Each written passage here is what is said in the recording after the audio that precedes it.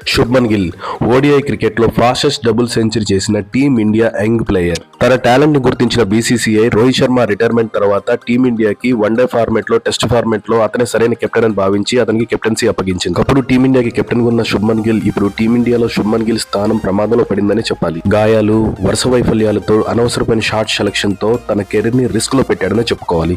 ప్రస్తుత టీ20 సిరీస్లో వరుసగా తక్కువ స్కోర్లు సాధించడం వల్ల క్రికెట్ నిపుణులు అతని ఫామ్ పై పెద్ద ప్రశ్నలు వేస్తున్నారు. సరైన ఫామ్ లో లేకపోవడం, పూర్ షాట్ సెలక్షన్ వల్ల సెలెక్టర్లకి హెచ్చరికగా మారింది.